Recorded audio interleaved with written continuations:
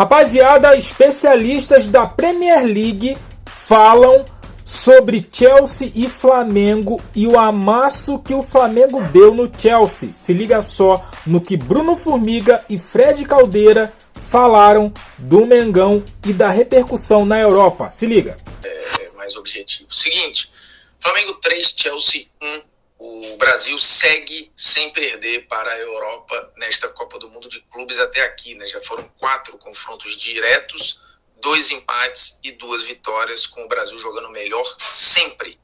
E eu disse isso no início do vídeo, né? O Palmeiras jogou melhor do que o Porto, mereceu ganhar, acabou empatando. O Fluminense jogou melhor do que o Borussia, mereceu ganhar, acabou empatando. O PSG jogou melhor do que o PSG, do que o Botafogo, jogou melhor do que o PSG dentro da sua proposta, ganhou. E o Flamengo jogou muito melhor do que o Chelsea dentro da sua proposta e ganhou. Olhando para o jogo em si, e aí é importante falar da escalação, o Felipe Luiz fez uma escolha baseada no adversário, é algo que ele faz muito, estudar a exaustão do adversário, e pegou um time que poderia correr mais rápido para trás, ser mais físico, ser mais resistente, ganhar mais duelos e ser mais dinâmico. E aí, para isso, ele fez escolhas muito importantes, né? Manutenção do lado esquerdo com o Ayrton Lucas, tem até que ver também, óbvio, a condição do Alexandre, que tecnicamente é mais jogador.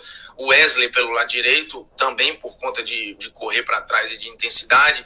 E aí você pode até falar, mas putz, o Wesley errou no gol do Chelsea e tal. No geral, ele corrigiu o erro que ele cometeu e ele não fez um jogo ruim, inclusive de muito apoio, mantendo o Chelsea em alguns momentos com seus homens de lado empurrados para trás. A escolha do Danilo se mostrou muito inteligente em termos de dinâmica e velocidade em relação ao Léo Ortiz. E a escolha do Plata, de um atacante mais físico, mais forte, de mais movimentação em relação ao Pedro. É incomparável que Pedro e Bruno Henrique são muito mais jogadores do que o Plata, mas o jogo pedia ele como titular. E aí, fora as atuações individuais que foram fantásticas, né? Assim, o jogo do Gerson é uma aula, o jogo do Jorginho de extrema organização, o jogo do Danilo é um jogo muito, muito bom. O próprio Luiz Araújo faz um jogo de dar opção o tempo inteiro.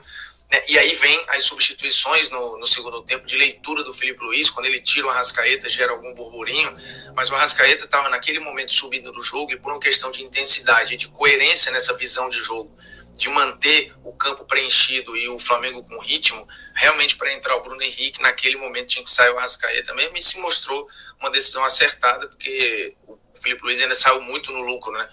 O Bruno Henrique não só faz o gol do empate, como depois ele dá assistência para o gol da virada. Então, assim, ele é fundamental dentro do jogo e é todo o mérito do Felipe Luiz. O Flamengo superou o Chelsea em todas as valências, né? Taticamente, foi um time melhor distribuído dentro do campo, né? Com mais controle das ações com bola e sem bola. Fisicamente, ganhando quase todos os duelos, entendendo o que o jogo pedia, acelerando quando tinha que acelerar, desacelerando quando tinha que desacelerar, saindo da pressão que o Chelsea fez e que não foi bem feita em vários momentos lá em cima. O Chelsea é um time com muito talento, né, e teve uma temporada de alguns jogos muito bons, outros nem tanto. É um time que, por vezes, explora muito o erro do adversário, e quando o Flamengo errou, o Chelsea foi mortal com o Pedro fazendo 1-0 e poderia ter antes até feito 1-0, em 2 ou 3 estocadas em erros do Flamengo. O Chelsea foi muito incômodo, mas no geral, olhando o jogo de uma maneira global, o Flamengo foi melhor do começo ao fim em todos os aspectos. É claro que isso tem sido muito marcante, olhando também o quanto os times da Europa, assim, independente da prateleira, eles são muito precisos na hora de chegar, né? Não desperdiçam muita chance. Mas, de novo, o futebol brasileiro segue sem perder para a Europa. Bom, virou carnaval, né? Assim, primeiramente, eu fiquei impressionado com as atuações de Palmeiras e Fluminense, arrancando empates. Arrancando não, né? Jogando muito melhor e merecendo vitórias, mas não as conseguindo. E ainda assim, impressionantes atuações. Depois o Botafogo elevou o sarrafo para algo praticamente inatingível, deixou todo mundo embasbacado. E agora o Flamengo coloca o Chelsea na roda. Aliás, mais um inglês na roda, né, cara? Assim, não foi de maneira alguma uma vitória na bola vadia. Não foi sequer uma vitória reativa. O Flamengo dominou o Chelsea de cabo a rabo. Impressionantemente, bicho. Com direito a um segundo tempo de manual. Indefectível. Assim, um negócio muito, muito, muito impressionante, assim, muito bonito de se ver. E contra um Chelsea titular. Houve algumas alterações no Maresca, colocando, na minha visão, de maneira errada, o Palmer isolado na direita. Quase nunca deu certo isso. O Malo Gusto de lateral, o Reece James no meio, mas era Caicedo, Enzo Fernandes, o novo reforço Delap e todo o restante, assim, que tinha direito. Então, não tem nem isso como argumento para tentar, quem sabe, trazer um contexto da derrota do Chelsea. Bicho, o Chelsea abriu o placar num erro individual do Flamengo, do Wesley, se não me engano, mas tinha que dar graças a Deus por estar vencendo o jogo.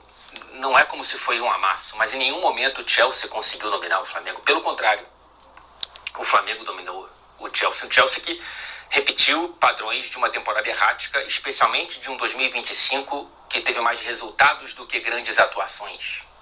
Eu acho que dá para dizer isso.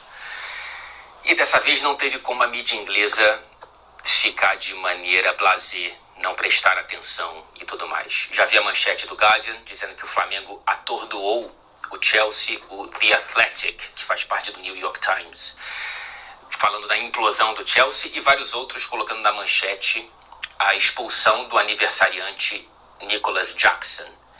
Mas eu acho que na manchete deveria estar o foco para os méritos do Flamengo e não para os deméritos do Chelsea, mas enfim, a imprensa local é a imprensa local. Cara, diferentemente das vitórias, da vitória do Botafogo e do empate do Fluminense, essa vitória eu vi como possível desde sempre. Antes dos brasileiros e dos sul-americanos conseguirem bons resultados no Mundial, por saber da força do Flamengo e das fragilidades do Chelsea. Me parecia sempre um jogo potencialmente parelho. Mas eu não esperava o Flamengo tão dominante. Eu não esperava, por exemplo, o Flamengo ganhar a briga pela posse. No primeiro tempo mais posse do Flamengo, no segundo mais posse do Chelsea, mas no geral o Flamengo conseguiu controlar mais a bola do que o Chelsea. Fez o Chelsea do Maresca, que para quem não sabe é um ex-auxiliar do Guardiola, ser estranhamente reativo. Um Chelsea espaçado, sem controle, muito antes do descontrole do Nicholas Jackson. Então, existe um mérito muito grande na coragem do Felipe Luiz. E lembremos, por mais que os resultados dos brasileiros, dos sul-americanos tenham entregado mais gás para quem for enfrentar um europeu, né? É uma escadinha assim. Se o Palmeiras conseguir empatar com o Porto, eu como Fluminense talvez consiga vencer do Dortmund. E eu, Botafogo, talvez com o PSG, pensou olhando para esses dois, mas isso também coloca pressão, né? O Flamengo entrou muito pressionado depois dos resultados, especialmente da vitória do Botafogo, né, contra o Chelsea, e eu valorizo muito quem cresce na pressão, quem cresce em jogo grande. E todo mundo do Flamengo praticamente teve uma atuação perfeita. Assim, eu realmente não consigo pensar, com exceção do gol concedido, em erros muito claros de jogadores do Flamengo. Inclusive poderiam ter vencido por mais, porque criaram mais chances do que converteram, e o Chelsea não criou tantas chances assim. O Sanchez foi muito mais importante do que o Rossi. Cara, e o Jorginho também é outro que eu vou dizer que eu avisei, sem querer tirar onda, porque quem acompanha o futebol inglês sabe disso, né? Não fui eu. Quem acompanha o futebol inglês sabe que o Jorginho tá num nível tecnicamente ainda muito, muito alto, tá nos trinques, cara. E essa Copa do Mundo de Clubes é um aperitivo do que vai ser o Jorginho no Flamengo. É isso aí, rapaziada. E isso quem tá falando são os caras que são especialistas em Premier League e futebol europeu no geral. O Bruno Formiga, né, mora aqui, porém o cara é um especialista, um cara que vê o futebol europeu de uma outra forma. E o Fred Caldeira, cara, nem se fala. O Fred Caldeira mora na Europa já há bastante tempo e acompanha de perto o futebol europeu e principalmente a Premier League. Então os caras têm propriedade demais da conta para falar. E eu não preciso falar mais nada, né, cara? Os caras já falaram tudo, né? O Flamengo foi superior ao Chelsea. Os jogadores, né? Não tenho o que dizer dos jogadores, né? Como eu já falei em vídeos passados, o Gerson, extracampo, fica no extracampo, mas quando vem pro campo e bola, meu amigo, o Gerson é um baita de um jogador. Tirando as polêmicas, o Flamengo vai perder um jogadoraço. Então, assim, mas para toda tristeza tem uma alegria. O Flamengo vai perder um jogadoraço, mas ganhou também um jogadoraço, que é o Jorginho. Então, elas por elas, tá tudo tranquilo, tudo em casa. Mas eu quero ouvir de você, cara. O que você achou da análise aí do Bruno Formiga e do Fred Caldeira? Cara, os caras são especialistas e não tenho o que dizer. Mas eu quero saber o que você achou. Deixe seu comentário, deixe aquele like, se inscreva, compartilha. E eu fico por aqui. Até a próxima. Valeu!